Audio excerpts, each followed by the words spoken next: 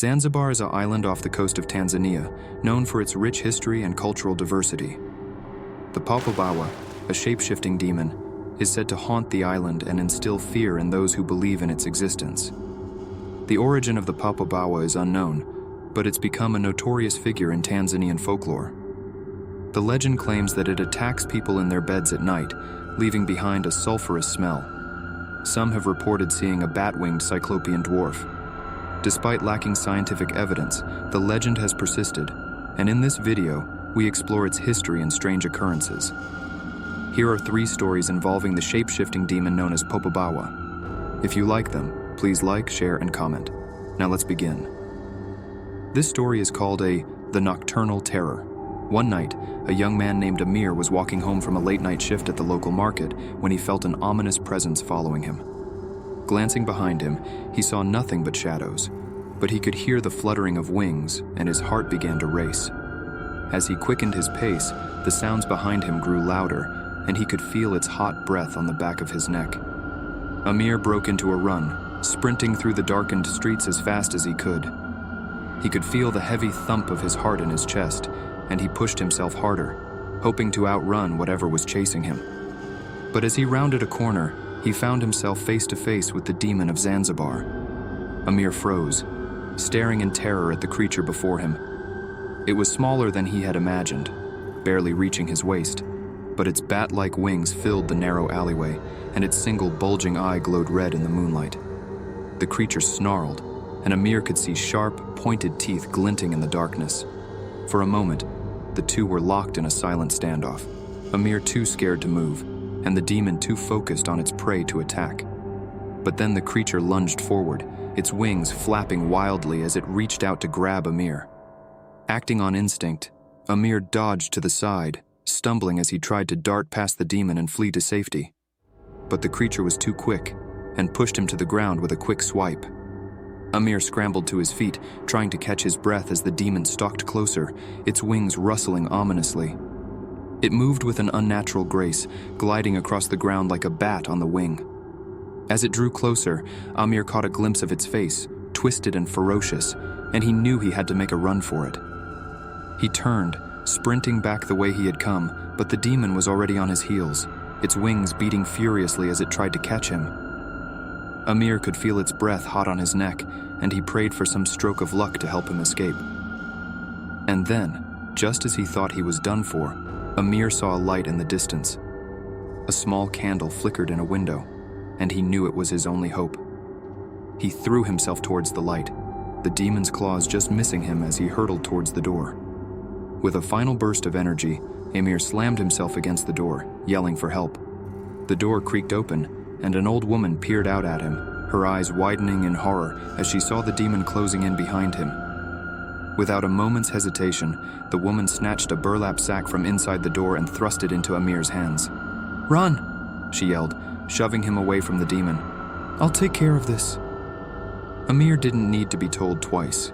He grabbed the sack and fled into the night, running as fast as he could towards the safety of his own room. Behind him, he could hear the sound of the demon's wings flapping, and he knew that it was only a matter of time before it caught up with him. But as he turned the final corner, he saw a glimmer of hope. A group of men had gathered outside a local mosque, still up from their evening prayers.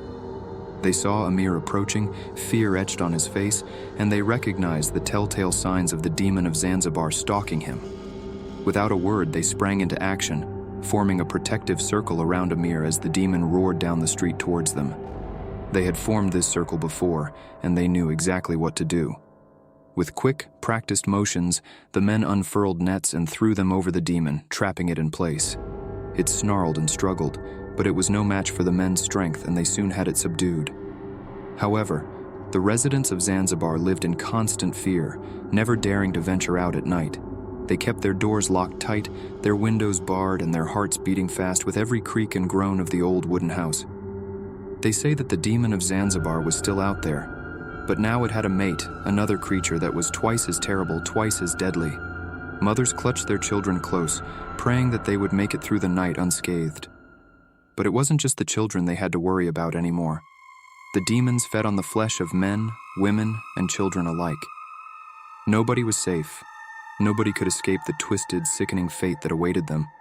The sky was always tinged with a sickly green light, as if the very air itself had been tainted by the evil that stalked the streets. The once protective community was now powerless, their weapons and prayers useless against the onslaught of these monsters.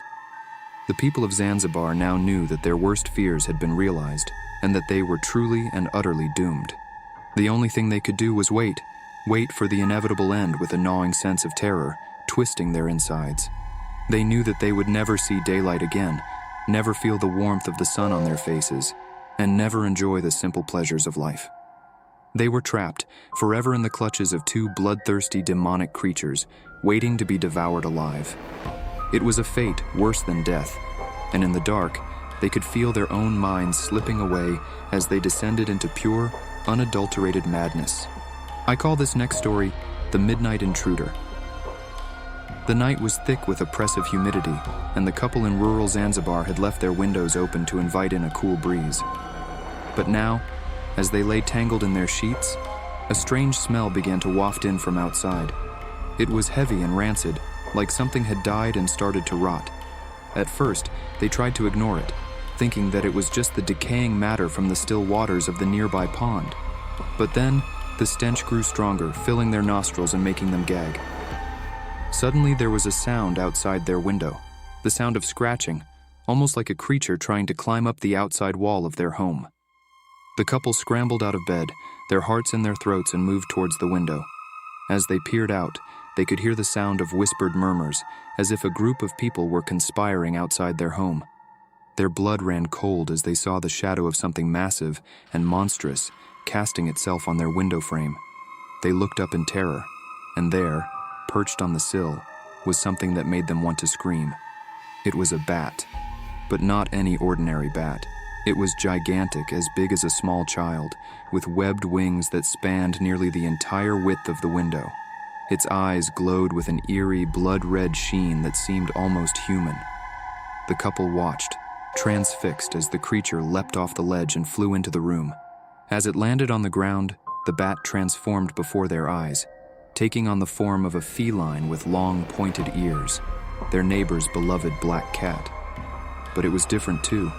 Its eyes burned like embers, and its fur was coarse and bristling, as if it were electrified. The couple could only watch, dumbfounded, as the creature shifted once again, this time into something humanoid with a colossal nose that took up most of its grotesque face. Its skin was covered in scales, and its body twisted into strange, misshapen angles. Without warning, the creature vanished into thin air, leaving behind the rancid scent that had permeated the room. The couple was horrified, their hearts beating fast as they tried to make sense of what they had just seen. As the night drew on, and the couple tried to sleep, they were plagued by visions of the strange, shape-shifting creature that had visited them. They wondered if they were going mad, or if something truly malevolent lurked in the shadows of their home. Over the next few days, they spoke to their neighbors and friends, trying to unravel the mystery of what they had seen. Some of them related stories of the strange and the supernatural, tales of shape-shifting demons that roamed the countryside, looking for prey. The couple never forgot that night, or the strange creature that had visited them. They soon moved away to the city, away from the rural areas where such things were said to be more common. But still, they could never shake off the eerie feeling that something was following them, watching their every move from afar. And in the dark of the night, they could still hear the rustling sound of wings and the scratching of claws on their window panes. The title to this one, I call Awakening to Nightmare.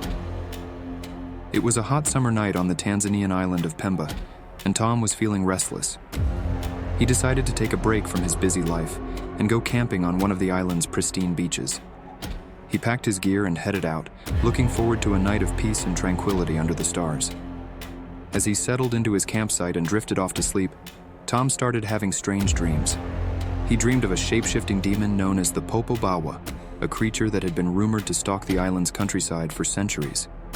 In his dream, Tom saw the Popobawa bring down its victims with a single touch, leaving them trembling in fear and unable to move. Tom's dream was so vivid that he woke up in a cold sweat, gasping for breath. He shook his head, trying to dispel the lingering fear, and told himself it was only a nightmare. But as the night wore on, Tom noticed something strange happening around him. The air grew colder, the crickets stopped chirping, and the once clear sky turned murky. Tom was starting to feel uneasy. He tried to brush off the feeling, reminding himself that he was alone on the island, but he couldn't shake the sense of something sinister lurking in the darkness. Then, just as he was about to shrug off the fear, he heard a rustle from the bushes. Tom's heart dropped as he saw a shadowy figure emerge from the brush. The creature was around 6 feet tall, with glowing red eyes that pierced through the darkness. It had wings, a goat's head, and long claws that it brandished menacingly. And then, just like that, it disappeared, leaving behind a trail of a pungent smell that lingered in the air. Tom frantically packed up his things and tried to make his way back to the safety of his car. But as he stumbled through the dark and narrow paths of the island, the creature appeared again. It shrieked a deafening scream and charged at him with vicious intent. Tom's instincts kicked in, and he sprinted through the trees, dodging branches and leaping over obstacles in his path. He could feel the creature's hot breath on his neck as it drew closer and closer, threatening to snatch him away into the black of night. He knew he had to keep moving, keep running, no matter what. Finally, Tom stumbled onto a clearing and saw the glow of his car's headlights in the distance. He sprinted towards the safety of the car, slamming the door shut and locking it just as the creature reached him. The creature pounded its claws against the windows, leaving deep scratches as it howled a ferocious scream into the night. Tom drove back to his hotel frantically, shaking with the horror of what he had just experienced. When he finally arrived, he collapsed onto his bed, exhausted but still trembling. All he could think was that it wasn't just a dream. The Popobawa was real, and it had almost killed him. For days, Tom struggled to come to terms with what he had witnessed. He asked around the locals for answers, but they simply nodded sagely, acknowledging the truth of his tale. They warned Tom that the Popobawa was real, that it wasn't just a figment of his imagination,